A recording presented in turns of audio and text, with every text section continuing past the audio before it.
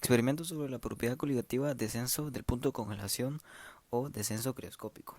Antes de presentarse el experimento de descenso crioscópico, se deben de esclarecer ciertos conceptos muy importantes, como lo es el concepto de entropía.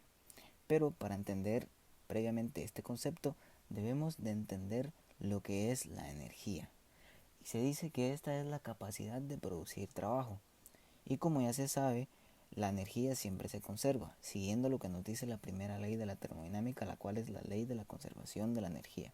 También cabe decir que la propia energía, siempre que puede, tiende a dispersarse. Entonces, se dice que la entropía, en síntesis, es una medida del grado de desorden de un sistema a nivel molecular.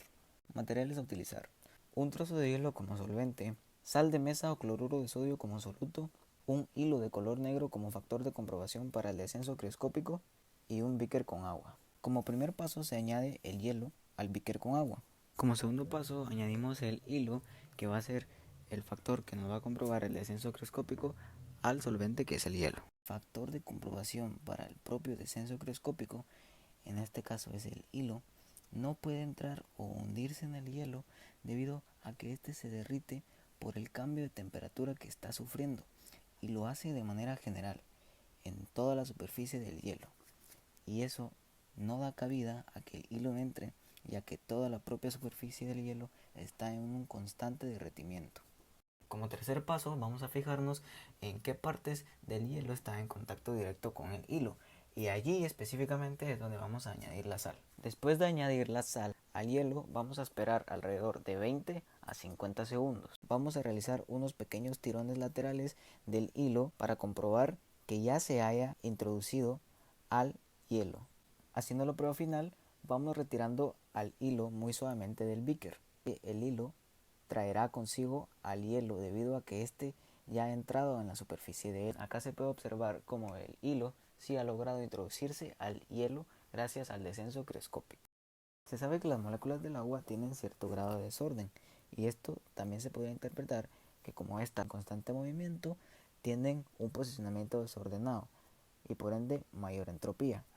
Pero con el hielo, las moléculas de este están más quietas, es decir, tienen un desorden menor, menos entropía. Y al añadir el soluto, que en este caso fue cloruro de sodio, el nivel de desorden aumenta, y esto hace que se requiera de una temperatura más baja para volver a poder mantener un orden en las moléculas de la solución. Y es por esto que el hielo comienza a derretirse, debido a que este requiere una temperatura más baja para mantenerse en estado sólido, y es ahí cuando el hilo comienza a hundirse en la superficie de este. Cabe recalcar también que este proceso del derretimiento del hielo no es instantáneo, ocurre gradualmente, y conforme el hielo se va derritiendo, el hilo comienza a hundirse en este, debido a que en la parte que está en contacto con el hilo ya está pasando a estado líquido. Entonces se hunde a una parte que aún está sólida.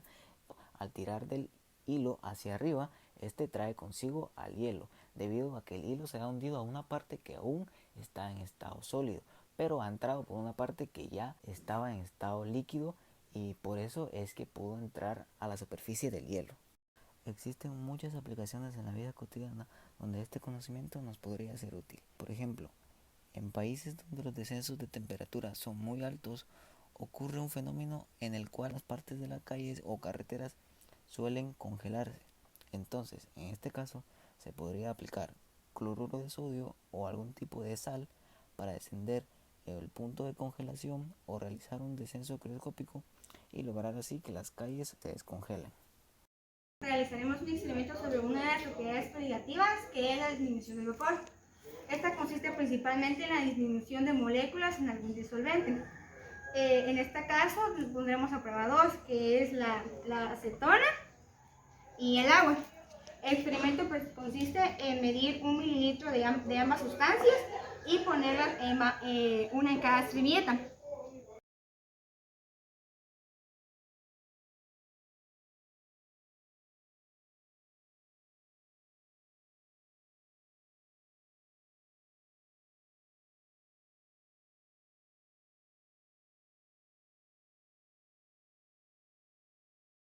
Ahora procederemos a dejarlas ahí durante 5 minutos y después verificaremos cuál de las dos ha disminuido gracias a sus componentes volátiles y verificar cuál de las dos es más volátil según sus moléculas.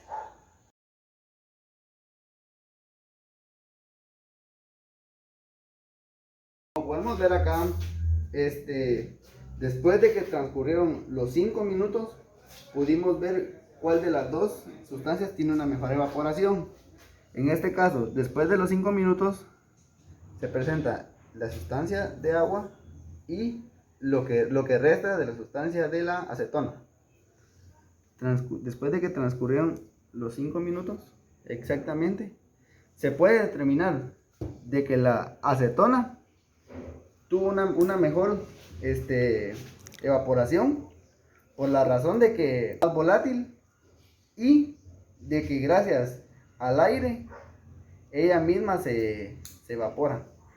Y para concluir, la presión de vapor es una medida que te indica la volatilidad de la sustancia o compuesto. Una sustancia o compuesto más volátil es aquel que se evapora más rápido o simplemente tiene un menor punto de ebullición. La acetona gana en presión de vapor, por lo tanto es más volátil.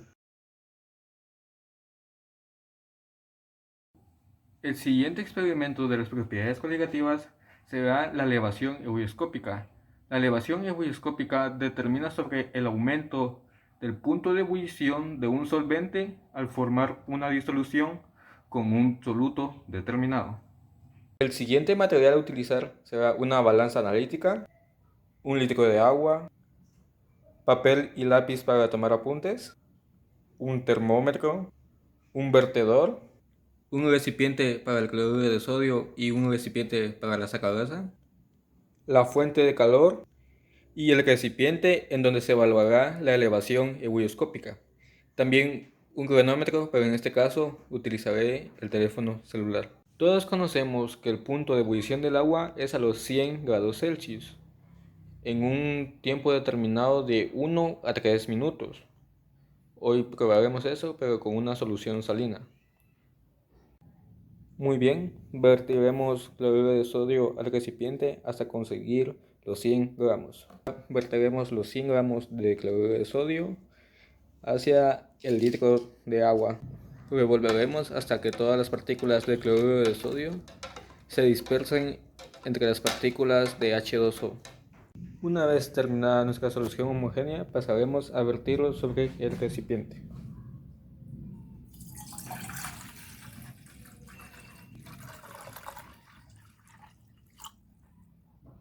La temperatura en reposo de nuestra solución está entre los 29 y los 30 grados Celsius.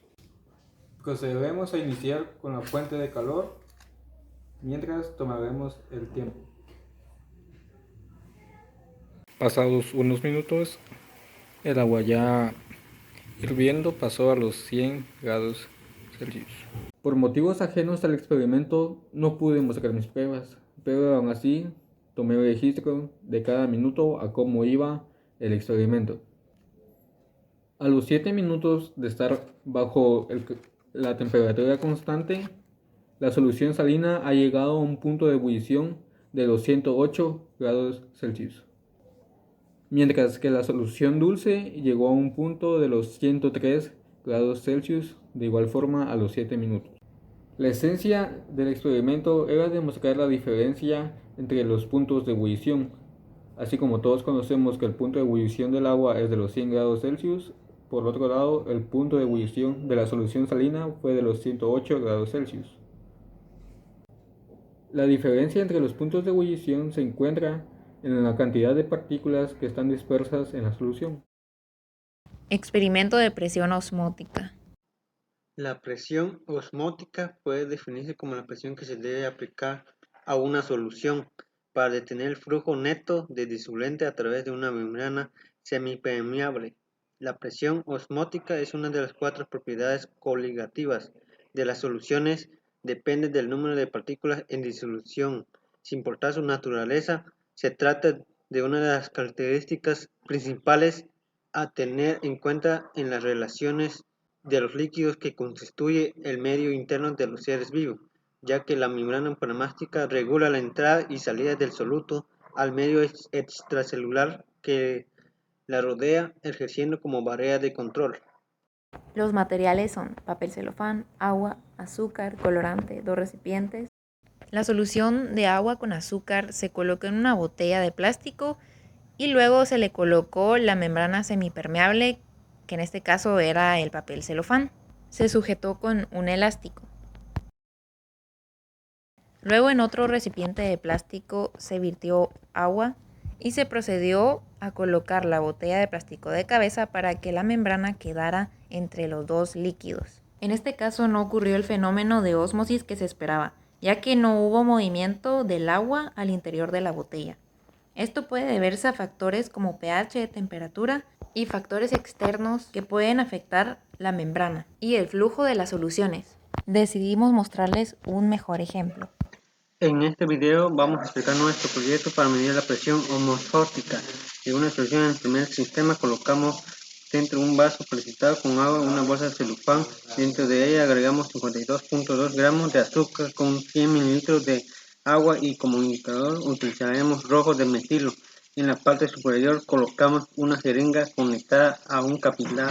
En el sistema 2 colocamos otro vaso precipitado con agua y le agregamos una bolsa de plástico común como membrana semipermeable.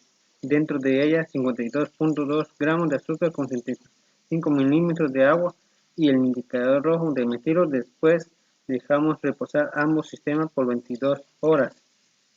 Se observará que el nivel de la disolución contenida en el tubo asciende sobre el nivel de agua exterior, que se alcanza el equilibrio en el cual la diferencia del nivel de los dos líquidos, el externo y el interno, permanece invariable.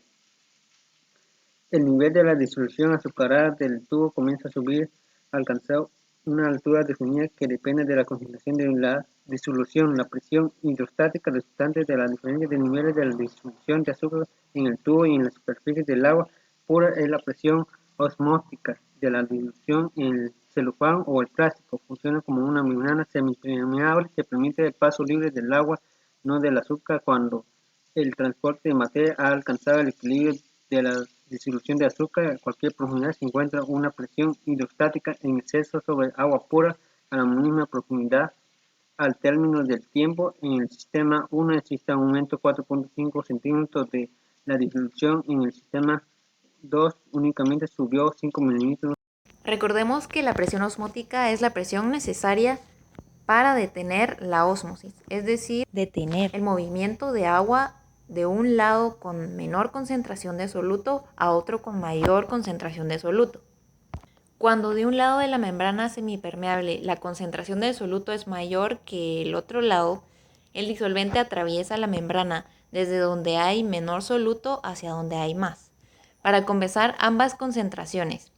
El fenómeno que se llama ósmosis es el que acabamos de ver, por lo que habrá mayor cantidad de líquido en el otro lado. A este fenómeno se le llama presión hidrostática. La presión hidrostática es equivalente a la presión osmótica, que al final de cuentas es la que evita que pase más solución de un lado a otro. Esto dependerá de la molaridad de la solución más concentrada.